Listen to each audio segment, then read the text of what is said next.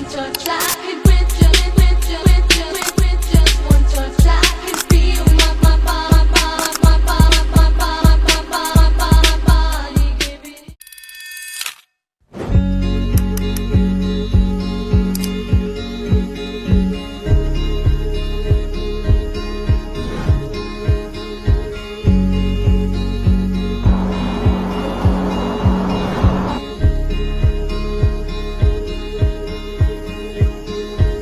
I took a picture of you using my analog camera.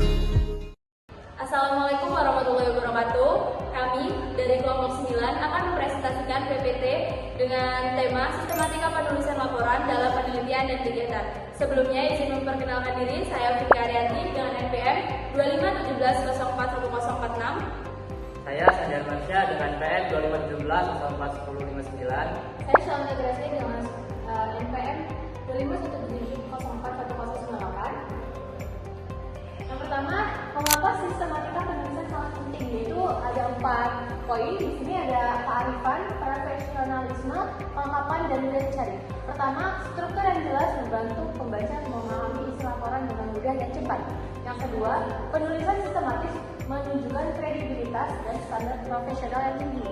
Yang ketiga, kelengkapan sistematika memastikan semua informasi penting tercakup tanpa ada yang terlewat. Yang terakhir, mudah dicari, struktur baku memudahkan pembaca menemukan informasi spesifik yang dibutuhkan. Selanjutnya kita akan membahas laporan hasil penelitian dalam gambaran umum. Laporan hasil penelitian adalah dokumen akademik atau ilmiah yang menyajikan temuan dari suatu penelitian secara terstruktur dan sistematis, sehingga memiliki format baku yang harus diikuti untuk memastikan validitas dan dapat dipertanggungjawabkan secara akademik. Struktur ini membantu peneliti menyajikan data dan analisis dengan cara logis dan mudah serta dipahami oleh pembaca. Selanjutnya, struktur laporan hasil penelitian, yaitu ada bagian awal laporan. Pertama ada judul laporan, 2 halaman judul, ketiga pengantar, keempat daftar isi, dan 5 abstrak. Dalam judul laporan terdapat deskripsi singkat dan jelas tentang penelitian yang dilakukan. Pada halaman judul terdapat informasi lengkap tentang penelitian dan penulis. Di kata pengantar terdapat ucapan terima kasih dari pengantar dan penulis. Di daftar isi terdapat panduan navigasi untuk seluruh isi laporan. Yang terakhir ada abstrak yang terdapatnya ringkasan singkat dari seluruh penelitian. Baik, lalu ada laporan hasil dari penelitian. Bagian isi ada 3 bab, yaitu yang pertama pendahuluan yang berisikan latar belakang masalah, rumusan masalah, tujuan penelitian, dan manfaat penelitian. Yang kedua, tinjauan pustaka yang berisi kajian teori, penelitian terdahulu, kerangka konseptual, dan hipotesis. Dan pada bab 3 ada jenis dan pendekatan, populasi dan sampel, teknik pengumpulan data, dan teknik analisis data. Lalu pada bagian isi bab 4 sampai dengan bab 5 dan bab akhir, bab 4 menyajikan temuan penelitian yang telah dikumpulkan dan menganalisis data secara mendalam. Misalnya penyajian data, analisis dan interpretasi, dan pembahasan temuan. Pada bab kelima atau isinya adalah kesimpulan, yaitu merangkum temuan utama dan memberikan rekomendasi berdasarkan hasil penelitian. Misalnya kesimpulan pada penelitian, saran penelitian lanjutan, dan implikasi praktis. Lalu ada daftar pustaka yang berisikan sumber-sumber yang digunakan dalam penelitian. Lalu ada lampiran dokumen yang digunakan atau pendukung pada instrumen pilihan. Selanjutnya ada laporan kegiatan, gambaran umum dan perbedaan fungsi. Definisi dari gambaran umum adalah dokumen yang menggambarkan pelaksanaan suatu kegiatan atau program mencakup perencanaan, pelaksanaan, dan hasil yang dicapai.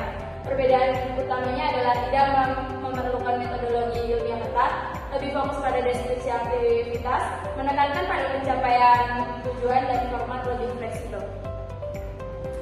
Struktur laporan kegiatan, bagian awal itu ada judul laporan kegiatan, identitas pelaksana, waktu dan tempat, lalu daftar isi. Yang kedua itu adalah latar belakang dan tujuan yang berisi alasan dilaksanakan, tujuan kegiatan, manfaat yang diharapkan. Yang ketiga ada peserta dan panitia, yaitu ada daftar peserta dan daftar panitia. Selanjutnya tips umum untuk penulisan laporan yang efektif yaitu tulis dengan jelas, yaitu gunakan bahasa yang sederhana dan mudah dipahami, hindari jargon yang tidak perlu dan pastikan setiap kalimat memiliki makna yang jelas. Yang kedua, tepat waktu. Selesaikan laporan sesuai dengan tenggat waktu yang telah ditentukan. Yang ketiga, ikuti template. Gunakan format yang telah ditentukan dan pastikan semua bagian yang diperlukan tercakup dalam laporan. Yang keempat adalah sertakan data pendukung seperti data angka, fakta yang relevan agar memperkuat argumen yang telah kita masukkan.